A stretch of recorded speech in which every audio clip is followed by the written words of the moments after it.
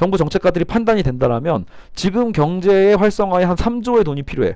3조 정도의 경제 효과가 필요하다라면 1조를 풀면 되는 거예요. 승수가 3이니까. 알겠죠? 이런 식으로. 거꾸로 그러면 반대로 이거예요. 너무 국민들이 돈 쓰는 걸 싫어하고 소비보다는 저축을 너무 좋아해. 이러면 승수가 오히려 마이너스가 될 수도 있겠죠. 승수가 굉장히 낮을 수 있어요. 그러면 돈을 1조를 풀든 100조를 풀든 효과는 더 떨어지는 거죠. 예, 그러면 경기가 침체되는 거예요. 그래서 예전에 여러분 일본이 실제로 그런 사례가 있었어요. 일본의 잃어버린 10년이라고 하잖아요.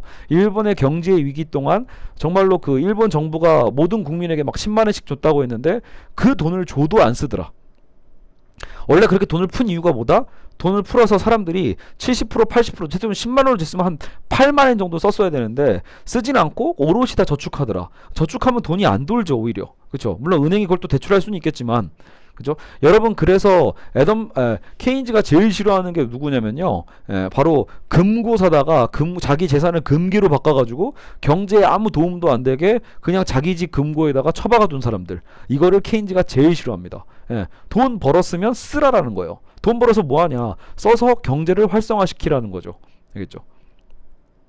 그러니까 여러분 이게 거시경제 체제로 본다라면 우리가 만약에 국가경제 개념으로 보면 사실 우리가 그래서 지금 이제 일본 여행 가냐 안 가냐 이런 얘기를 많이 하는데, 원래는 그런 건 있어요. 전 세계적인 뭐 경제 부흥을 위해서라면 얼마든지 이것도 여행도 무역이니까 서로 이렇게 오가는 것 자체는 좋은 현상입니다. 하지만 만약에 우리 국가만 생각한다라면 역으로 어찌 보면 국내 여행의 비율이 높으면 높을수록 우리나라 국가 경제는 더 잘 도는 건 맞죠. 그러니까 제일 좋은 건 뭐예요? 한국이 막 부자가 된다라고 생각을 해보면 다른 나라보다 상대적으로 우리나라에 외국 관광객이 많이 오고, 또 우리는 국제 여행보다는 국내 여행을 좀 더 많이 한다라면 당연히 우리나라의 이 관광 수지라고 할 수 있는 부분들이 훨씬 더 흑자가 되겠죠. 결국 우리가 국내에서 돈 풀면 그 돈은 국내에서 돈이 돌아요. 그러면서 그 승수 효과와 함께 더 많은 경제 활성화를 이뤄낼 수 있죠. 자, 케인즈 이론 잘 이해 가셨죠? 자, 그래서 우리는 지금 주류경제학과 케인즈 이론의 가장 큰 부분을 일단 정리를 했습니다. 이것만으로도 일단은 가장 중요한 틀을 정리했고요. 이제 거기에 우린 역사성만 좀 더 보면 돼요. 자, 73년까지 이 케인즈의 방식은 잘 먹혀들어서 우리가 알고 있는 이제 그 서구 사회의 경제 발전이 이제 극에 달하게 되는 거죠. 굉장한 풍요로운 사회였대요. 그래서 완전고용이라는 거, 우리는 지금 보통 실업이 너무 많은 시대이기 때문에 완전고용이라는 말 자체가 굉장히 상상하기 힘든데, 자기가 자발적인 실업, 나 이제 일 안 할래 라고 하는 자발적 실업 외에는 비자발적 실업이 없는 거를 완전고용이라고 하거든요. 그 완전고용 상태가 미국과 유럽 사회에 왔다라는 거죠. 자, 근데 케인즈 방식에 이제 위기가 생겨요. 자, 원래 케인즈의 재정정책에는 이런 공식도 있거든요. 요거를 이제 필립스 곡선이라고 해요. 그래서 실업과 물가와 실업의 관계는 원래 이제 실업과 물가의 관계는 이제 음의 이제 상관관계가 있다, 이런 식의 어떤 이제 그 당시에 어떤 실증적인 여러 가지 통계가 있었거든요. 그러니까 점이죠, 점. 그러니까 항상 물가가 높으면요 경제가 호황이고, 경제 호황을 더 나쁘게 보면 과열이죠. 경제가 호황일 때는요 당연히 실업은 줄어든다. 맞는 말이죠. 경제가 좋은데 실업이 뭐 많다라는 거 상상이 잘 안 가죠. 거꾸로 물가가 너무 낮아져. 물가가 낮다라는 건 사실 경기가 침체된다는 얘기거든요. 물가가 너무 낮으면 되려 어느 정도는 실업이 올라가게 돼요. 그래서 경기가 침체될 땐 실업이 올라가고 경기가 호황일 때는 실업이 줄어드는 거, 이런 음의 상관관계, 역의 관계를 우리는 충분히 상식적으로도 어느 정도 예측할 수 있어요. 그러면 케인즈는 이런 필립스 곡선 속에서 정부의 재정정책에 대한 방향성을 정해줄 수 있죠. 이런 거. 자, 정부는 그 선택을 하는 거예요. 야, 지금 너무 물가가 높다. 너무 물가가 높아서 살림이 너무 팍팍해. 그렇다면 너무 이 높은 물가를 잡아내려면 어느 정도 돈을 회수하면 돼요. 시장에서 돈이 과열적으로 돌고 있다는 얘기거든요. 그래서 그것을 어떻게 보면 세금이 됐던 여러 가지 방식을 통해서 시장의 돈을 회수하는 방식을 통하면 약간 실업은 생길 수도 있어. 실업은 좀 발생하더라도 물가를 낮춰서 실업을 조금은 발생시키더라도 어느 정도 균형적인 위치로 찾아갈 수 있다는 거예요. 너무 경기가 과열됐을 땐. 거꾸로 너무 실업이 너무 높다. 그러면 경기가 좀 과열되더라도 돈을 풀어서 아까처럼 승수효과를 노리면서 강력한 재정정책으로 이제 여러 가지 산업을 돌리는 거예요. 여러분 생각해보면. 그래서 공공사업 같은 거 있잖아요. 댐을 만든다는 게 뭐 대표적인 어떤 사례였지만 한국 사회도 마찬가지. 여러분 공공근로도 그렇고요. 결국은 국가가 돈을 쓰는 게 무조건 마냥 낭비는 아닙니다. 야, 저걸 왜 줬다 써? 이렇게 얘기하시는 분들이 있지만 국가가 돈을 무슨 도박이나 무슨 마약이나 굉장히 어떤 음의 시장, 나쁜 지하 세계에 돈을 쓰는 게 아닌 이상요. 결국은 어쨌든 그 돈은 돌게 돼 있는 거예요. 서민들 주머니에 그 돈이 들어가면 돈은 어떻게든 돕니다. 알겠죠? 꽁꽁 본인이 싸매지만 않으면 돼요. 알겠죠? 그러니까 어느 정도는 실업을 줄이고 싶다. 불경기를 줄이고 싶으면 물가가 좀 과열되는 걸 감안하더라도 그런 정책을 펼 수 있었던 거죠. 이게 이제 케인즈의 재정정책의 기본 흐름이에요. 근데 문제가 생긴다라는 거죠. 1973년에 어떤 사건이냐면 바로 오일 쇼크가 터집니다. 오일 쇼크. 자, 오일 쇼크는 그 중동 지방 있죠. 중동 지방의 오펙이라고 우리가 사회 시간에 들었을 거예요. 공부해 봤을 겁니다. 그러니까 석유 수출국 기구 애들이 담합을 해가지고 뭐 담합할 수도 있겠죠. 지들이 생산하는 거니까 거의 독점적으로. 그래서 전 세계의 어떤 석유 가격을 이제 통제를 한 거죠. 그래서 석유 가격이 갑자기 치솟게 돼요. 그러니까 이 원유 가격이 치솟게 되니까 전 세계 경제가 몽땅 침체로 다가서게 되는 거죠. 여러분 또 역사적으로 또 재밌는 게요. 저도 예전에 계속 궁금했거든요. 근데 오일 쇼크는 왜 터진 걸까? 그죠? 예전엔 그럼 오일 값이 거꾸로 되게 쌌다라는 건데 그러면 중동 애들은 대체 무슨 억한 심정이 생겨서 전 세계 어떤 경제의 위기를 감안하면서까지 그렇게 석유 값을 올린 거지라고 했는데 나중에 알고 보니까 여러분 이게요 또 이스라엘 문제와 연관이 있더라고요. 그러니까 세계 강대국들이 특히 영국이겠죠 아마 영국과 미국 어째 이런 나라들인데 지금도 보면 유대인들과 되게 밀접하잖아요. 그러니까 이제 세계전쟁 이후에 세계를 재편할 때 그때 이제 이스라엘 유대인들에게 원래 이스라엘 국가를 다시 찾아주기로 약속을 했던 거고 그 과정에서 이제 중동 전쟁이 일어나서 지금 팔레스타인 난민이 생기고 이스라엘이 그 자리를 떡하니 이제 2000년 만에 자기 나라를 찾았다고 볼 수도 있지만 어쨌든 큰 분란이 일어날 수 있게 되는 거죠. 무려 2000년 만이니까. 그죠? AD 70년에 지금 성경에서 우리가 그저 기독교에서 얘기하고 있는 유대 사회가 멸망을 하거든요. 멸망해서 디아스포라 전 세계로 퍼져서 살았죠. 나라 없이. 그 2000년 동안의 더부살이를 끝내고 이스라엘로 복귀하게 된 거예요. 그 과정에서 왜 후유증이 없었겠어요. 그래서 그 중동 지역에서 어떻게 보면 이런 오일 쇼크와도 연결이 되는 거예요. 그런 보복성으로. 자, 그래서 오일 쇼크가 터지게 된 이후에 어떤 현상이 생기냐면 스태그플레이션 들어봤죠? 예, 사회 시간에 혹시 배워보셨을 겁니다. 스태그플레이션이 터져요. 스태그플레이션. 그래서 이건 뭐냐? 어렵지 않습니다. 아까 얘기했던 실업과 물가는요. 아까 음의 상관관계라고 했잖아요. 음의 관계인데 스태그플레이션은 둘 다 높은 거예요. 실업도 높고 물가도 높아. 자, 이러면 벙찌죠. 실업이 높을 때는 오히려 좀 뭐랄까 물가가 상승되는 걸 좀 감안하더라도 뭔가 낮출 수 있는 방법을 국가가 고려할 수 있었잖아요. 왜냐면 이게 반대로 움직이니까 어디 하나를 희생하면 되는 거였는데 둘 다 높아. 물가가 높아도 안 좋죠. 실업이 높아도 안 좋죠. 즉 경기 침체와 그러면서 경기 과열이 어떻게 같이 온다라는 말도 안 되는 현상들이 일어나기 시작하는 거예요. 이런 현상 속에서 자 그동안 죽어 지내던 고전학파 경제학이 다시 살아납니다. 알겠죠? 그래서 고전학파 경제학이 뭐라고 하는 거예요? 봐라.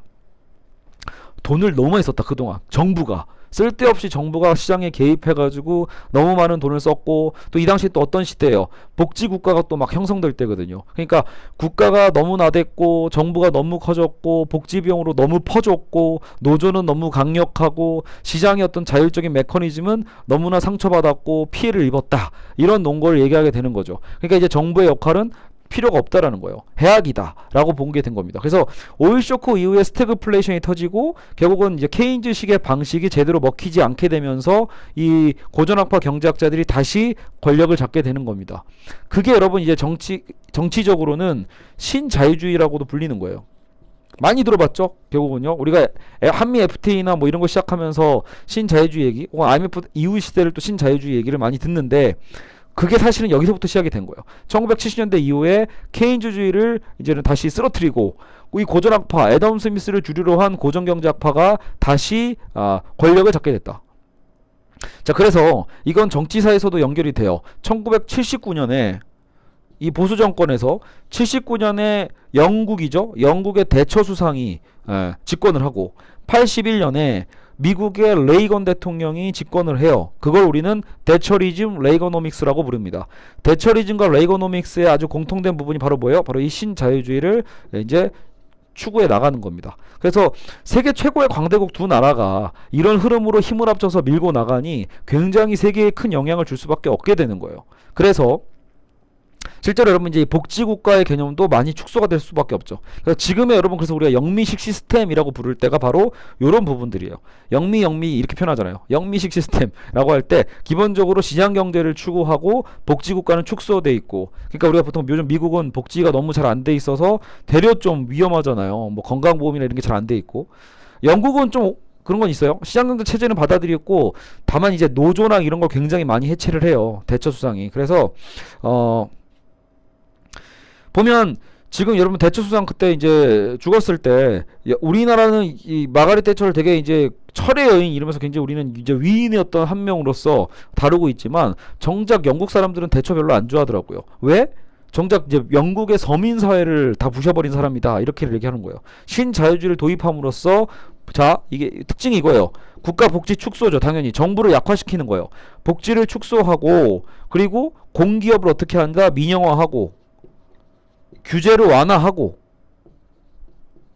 규제 완화 이런 게 다 어쨌든 똑같아요. 이들의 방법은 어떻게 보면 그동안 너무 방만한 운영을 했던 이 오히려 이 국가의 도덕적 해이, 정부의 도덕적 해이를 끝내고 민간에게 다시 역동적인 경제 시스템으로 돌려줘야 된다. 이런 개념이 나오게 되는 거죠. 그래서 이 흐름이 또 꽤 오래 가게 됩니다. 그동안 또 이제 케인즈주의는 완전히 또 파묻혀서 이제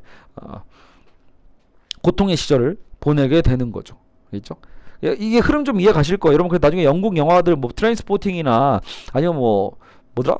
브레스트오프인가? 뭐 탄광촌 얘기도 있고 여러분 빌리 엘리어트 있죠. 그것도 결국은 잘 보세요. 그 아버지가 그 탄광촌 노조였다가 나중에 파업하는데 그 앞장서던 분이 아들의 어떤 그 발레 때문에 나중에 결국은 다시 사측으로 붙게 되거든요. 결국은 그런 시대적 아픔, 이 대처 수상 이후에 이 시대적 아픔을 정말로 영국 영화들 속에서 되게 많이 확인해 볼 수 있어요. 보다 보면 아 이게 그래서 그때 그런 거였구나 이런 개념이 알 수 있죠. 자 그래서 어쨌든 대처리즘과 레이거노믹스가 전 세계를 풍미하게 있었고 한국은 이 영향 언제 받아요? 그러니까요. 우리는 사실은 이때 경제발전 한참 할 때니까 그리고 우리는 굉장히 강력한 보호무역을 하던 국가예요. 그래서 한국 사회는 언제 개방되죠? 90년대 이후에. 무역 개방은 80년대 후반에 이제 뭐 우루과이 라운드, 뭐 WTO 체제가 시작되는 것도 있지만 한국은 또 이제 금융 개방은 그 김영삼 대통령 때 우리가 OECD 가입하는 일종의 조건이었다고 해요. 그래서 금융 개방은 90년대 이루어지고 90년대 중반에 그 금융 개방 하자마자 1년인가 2년도 안 돼서 터진 게 IMF죠. 그래서 한국의 외환위기가 터지고 나서 외환위기 이후에 우리가 이것을 또 극복하는 과정에 문제가 생겨요. 그래서 외환위기를 극복하는 과정에서 우리는 IMF의 도움을 받게 되는데 그 IMF는 철저히 미국의 영향을 받고 있거든요. 그래서 우리는 다시 영미식의 이 신자유주의를 한국도 우리나라 언제 받아들인다 그러니까 97, 98 어쨌든 이 외환위기 이후에 한국 사회도 신자유주의 시스템으로 넘어갔다라고 보시면 되겠습니다. 당연히 그러니까 한국 정부도 어떤 면에서는 이미 우리는 원래 복지가 너무 적었기 때문에요. 그렇다고 뭐 복지국가를 축소한다 이런 정도는 아니에요. 하지만 어쨌든 이때부터 그 우리가 말하는 보수 정권이죠. 보수 정권의 어떤 경제 철학은 더 확고하게 설 수 있게 되는 거죠. 그렇죠? 규제는 완화가 이게 딱 두 개예요. 그러니까 MB나 뭐 박근혜 정권을 정의할 때 제일 쉬운 게 규제 완화와 민영화예요. 그러니까 규제를 완화시키고 민영화, 공기업은 민영화시킨다. 민간에게 맡겨서 더 역동성을 살린다. 그렇죠? 그런 개념을 갖고 있어요. 자, 그럼 거의 다 왔습니다. 우리 벌써 이제 어느덧 90년대까지 왔어요. 그래서 이 신자유주의 시스템이 그러면 또 언제 다시 핑퐁이죠. 이렇게 왔다 갔다 하고 있죠. 애덤 스미스로 처음에 시작을 했다가 세계 대공황 때부터는 케인즈의 시대. 그래서 이제 국가 정부의 시대인 거죠. 정부의 강력한 정책이 있었고 복지국가의 시대가 있었다라면 여기서 이제 1973년에 오일 쇼크 때까지는 버텼다가 그때 무너지면서 다시 이 고전학파 경제학의 흐름대로 간다. 그러니까 시장 경제가 힘을 받게 됩니다. 근데 약간 또 어떤 위기가 터지냐면 여러분 2004년인가요? 5년인가? 이게 또 연결돼요. 여러분 그 2000년에 그 9.11 테러 기억나나요? 미국의 9.11 테러. 그죠? 오사마 빈 라덴이 미국을 9.11을 9월 11일이죠. 미국을 침공하게 될 때 그 사건 속에서 굉장히 큰 쇼크를 입게 됩니다. 미국 경제가요. 그래서 미국 경제가 굉장한 불황에 잠깐 빠지게 됩니다. 이 테러에 의해서 생각해보면 맞는 말이죠. 언제 어디서 테러가 터질지 몰라요. 세계에서 가장 그래도 총기 사건이나 이런 거 국내적으로 많아도 국제적으로는 가장 안전한 나라가 원래 미국이잖아요. 누가 미국을 본토를 건드리겠어요. 근데 그걸 빈 라덴이 한 거예요. 그러니까 당연히 미국 사회의 경기가 크게 침체가 돼요. 그러니까 미국의 경기가 침체되니까 당시 앨런 그린스펀이라는 이제 FRB 연방준비은행이라고 하죠. 미국의 중앙은행은요. 그래서 전 세계에 영향을 끼치는 이 미국의 중앙은행이 초저금리를 쓰게 됩니다. 금리를 낮춰요. 금리를. 금리 낮추면 뭐가 좋죠? 돈 빌리기 쉽죠. 그러니까 경제를 활성화할 때 이 금리 정책도 정부가 국가가 많이 쓰거든요. 그래서 초저금리 정책을 썼고, 그러니까 이 둔화된 경기, 오사마 빈 라덴에 의해서 축소된 둔화된 경기를 살리기 위해서 결국은 초저금리를 쓰게 되고, 그리고 경제 활성화 정책으로 대출, 묻지마 대출을 꽤 많이 해요. 미국도요. 그 대출 중에 바로 유명한 사건, 여러분이 다 들어본 서브프라임 모기지 사태가 터지는 거죠. 서브프라임 모기지. 여러분 그 고기 등급할 때 프라임 등급이 제일 좋은 거죠. 프라이 등급보다 못한 게 서브예요. 서브. 그러니까 결국은 금융권에서는 서브프라임이라는 건 그러면 최고 등급 바로 밑에 거니까 괜찮은 건가? 그게 아니에요. 매우 나쁜 등급을 얘기하는 겁니다. 그래서 미국에서 사실은 집을 살 수도 없는 사람들에게 이렇게 묻지마 대출과 낮은 금리를 통해서 돈을 막 억지로 막 빌려주듯이 허황된 꿈을 주다 보니까 묻지마 대출이 이루어졌고, 또 이미 시장이 어때요? 그냥 부동산 시장이 아니에요. 여러분, 미국 경제는. 미국의 부동산 시장의 그 자금들은 다 결국은 주식과 채권과 연동이 되는 거예요. 결국은 금융시장과 연결이 되는 거죠. 그래서 서브프라임 사태가 2004, 5년에 터집니다. 그러면서 그 돈을 못 갚게 된 거예요. 사실상. 금리는 다시 오르게 돼 있거든요. 여러분, 금리를 의도적으로 낮춰도 다시 결국은 경제의 어떤 요구와 흐름상 금리는 다시 오르게 돼 있어요. 그러니까 그 금리가 오르는 과정에서 돈을 못 갚는 대출자들이 속출한 거죠. 그러면 자, 대출자가 돈을 못 갚으면 그 사람만 망하면서 끝나는 게 아니라 그 사람에게 돈을 빌려준 업체도 망해요. 자, 근데 돈을 빌려준 업체는 또 이 금융시장에서 또 돈을 껐거든. 혹은 금융시장의 어떤 투자자들한테 돈을 받은 거예요. 그러니까 이게 전 세계적으로 문어발식으로 다 연결된 복잡한 금융시장이 쭉쭉쭉쭉쭉 무너지기 시작합니다. 그래서 서브프라임 모기지 사태가 결정적으로 무려 4년이 지나서죠. 2008년에 리먼 브라더스 사태와 연관이 맺혀져 있어요. 이걸 월가 위기, 뭐 2008의 어떤 금융위기, 아니면 리먼 브라더스 사태, 이런 식으로 이름 짓거든요. 그래서 미국발 경제위기가 또 발생을 하는 거예요. 서브프라임 모기지 사태뿐만이 아니라 그것이 이제 불안정한 어떤 이제 투자 회사들한테 어떤 영향을 끼쳤고, 걔네들이 이제 무너지게 되는 상황을 만들어낸 거죠. 자, 그러면서 여기서 다시 한번 케인즈주의가 등장하게 되는 거죠. 왜 그렇겠어요? 여러분, 금융경제야말로 자유시장 경제의 일종의 또 그 핵심 마담, 얼굴 마담이에요. 핵심적이라는 거죠. 자유시장 경제 틀에서 이건 사실 금융 개념은 국가도 컨트롤하기 힘들거든요. 예. 이미 전 세계적으로 복잡하게 연결되어 있기 때문에 오히려 이 투기자본 회사들이 훨씬 더 강하면 강했지, 이제는 국가의 어떤 정치력들도 충분히 견제할 수 있을 만큼의 자본들이에요. 그러니까 그런 돈들의 흐름대로 맡겨서 이 세계가 잘 돌아가는지 알았는데 아니라는 거죠. 심지어는 피해 규모도 파악 못했어요. 국가는요. 예. 왜? 너무 문어발식으로 다 투자가 연결되어 있기 때문에 대체 이 피해 규모가 어느 정도인가 파악할 수 없을 정도로, 즉 국가의 손을 떠난 거죠. 컨트롤할 수가 없는 거예요. 그런 상황 속에서 자유시장 경제에 대한 어떤 이제 불신, 불만, 그리고 여러분 또 세계적인 불평등의 심화, 그리고 여기서 그런 사태가 일어나요. 실제로 여기 리먼 브라더스가 망하고, 뭐 AIG도 거의 부도 위기였고, 엄청난 기업들이 다 쓰러져 가는데, 문제는 그 기업들이 그러면은 뭐 도덕적으로 올바른 공적인 행동을 한 것이냐라고 보면 그렇진 않거든요. 무절제한 투자를 해준 거고, 나중에 여러분 그리고 또 그 이 금융 상품으로 만들 때도 섞은 거예요. 여러분 그냥 서브프라임 상품을 만들어내면 누가 사겠어요? 위험한데. 그러니까 그 위험한 상품에다가 이 등급이 높은 거, 신뢰가 높은 등급의 여러 가지 주식들 또 포함시켜서 막 부빈 거죠. 어떻게 보면 비빔밥을 만든 거예요. 비빔밥을 만들면 대충 이제 이 뭐 마이너스 C가 돼야 될 것이 오히려 B가 된다거나 A가 된다거나, 보통 A 등급을 받았다고 해요. 그러니까 그 A 등급 받으니까 투자자들은 모르는 거죠. 그냥 그 특히 전문 기관들이 또 안전하다고 얘기를 하고, 다 한통속이었던 거야. 사실은요. 돈 버는 인간들이 다 한통속이 돼가지고 사실은 수많은 투자자들을 등쳐먹은 거기도 하죠. 여러분 결국은 이 대기업 파산해가지고 손해본 사람은 누구예요? 이것을 또 국민 세금으로 메꿔줬던 국민 전체, 미국 국민 전체기도 하고, 미국에 투자했던 세계의 모든 투자자들이기도 하고, 이 금융회사에서 열심히 일했던 직원들은 또 다 잘리게 되잖아요. 그러니까 수많은 해고도 발생하게 되는 거죠. 그래서 요런 금융위기의 흐름 속에서, 그리고 빈부격차의 크기와, 그리고 회사를 망쳐먹었는데도 끝날 때까지도 퇴직금 다 받고 보너스 다 받고 나가는 이 전문 CEO들의 의심, 이 비도덕적 해이, 이런 부분들에 대한 비판이 겹치면서 케인즈주의가 다시 등장하게 되는 겁니다. 그리고 정부의 컨트롤의 중요성이 다시 등장하게 되는 거예요. 많은 것을 자유에만 맡길 수가 없다. 이 자유에는 책임이 있고 이 자유에는 또 어느 정도는 컨트롤이 필요하기 때문에 정부의 역할이 여전히 필요하다고 해서 이제 어떻게 보면 2008년 이후에 실제로 이제 노벨 경제학상의 수상자들을 보면 케인즈학파 분들이 실제로 들어오게 되는 걸 알 수 있습니다. 그리고 뭐 폴 크루그만 같은 미국의 어떤 이제 또 경제학자들이 있어요. 케인즈학파거든요. 이런 분들의 이미지, 또 조지프 스티글리츠라고 또 제가 좋아하는 경제학자가 있는데 이분도 약간 이제 케인즈주의가 측면이 있죠. 그리고 우리나라에 아마 장하준 교수도 성향적으로 보면은 약간 케인즈 스타일에 더 가깝긴 해요. 정부의 어떤 영향력과 뭐 재벌의 어떤 길들이기나 여러 가지 요소들이 좀 있으니까요. 그런 것처럼 케인즈 학파가 사실은 이제는 다시 한번 도약하는 시기이기도 합니다. 그러니까 정부가 어쨌든 이 시장에 대해서 어느 정도 고삐를 좀 잡아야 된다는 개념이죠. 근데 그럼에도 불구하고 그때는 그래서 2008년 위기 때요, 아 이제는 신자유주의가 끝났구나, 예를 들어 주류 경제학은 끝이 났구나, 뭐 이런 얘기까지도 좀 나왔었는데 지금 또 10년 지났잖아요. 10년 지난 지금 보니까 그렇지가 않아요. 다 살아남습니다. 문제될 건 또 없고 여전히 그때 또 문제 일으켰던 CEO들도 여전히 다 살아있고요. 여전히 그 세계 경제는 사실 신자유주의 흐름대로 여전히 움직이고 있다. 자본주의 시스템 그대로서 움직이고 있고 강자는 더욱 강해지고 있고 약자는 더욱 약해지고 있습니다.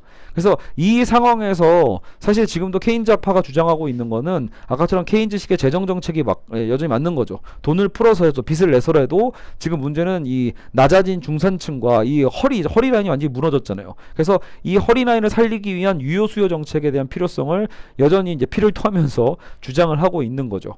그리고 이제 그 흐름 속에 한국도 들어있는 거라고 보시면 됩니다.